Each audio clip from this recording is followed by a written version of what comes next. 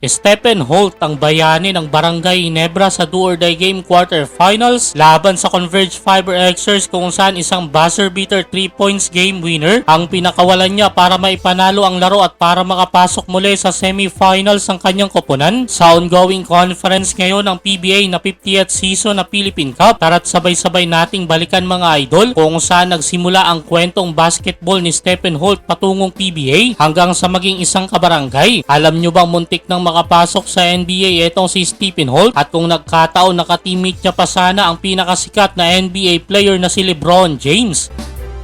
Si Stephen Jeffrey Carino Holt ay isang Filipino-American. Pinay ang kanyang nanay mga idol, pinanganak sa Portland, Oregon, United States. Doon siya lumaki at doon na din nagsimula ang paglalaro niya ng basketball. Produkto ng St. Mary's College of California. Isang matangkad na gwardiya with 6'4" Noon pa man taglay na ni Stephen Holt ang husay sa paglalaro ng basketball. Isang high caliber player, purong shooter at malupit na defender. Effective na player with the ball at off ball. Nung huling taon niya sa college, may average si Holt ng 44% behind the arc. Ang taas nun mga idol. 2014, sumubok si Stephen Holt na pumasok sa NBA kaso hindi pinalad, nakapaglaro siya sa ilang team sa NBA G League. Isa na nga ang affiliate team ng Cleveland Cavaliers kung saan naglalaro noon ang pinakasikat na NBA player na si LeBron James. Alam nyo ba mga idol na nakapirma na sana ng kontrata si Holt sa Cleveland kaso lang after ng 2 preseason games ay winave siya ng team. Sayang mga idol, kahit nagkaroon pa siya ng career high 25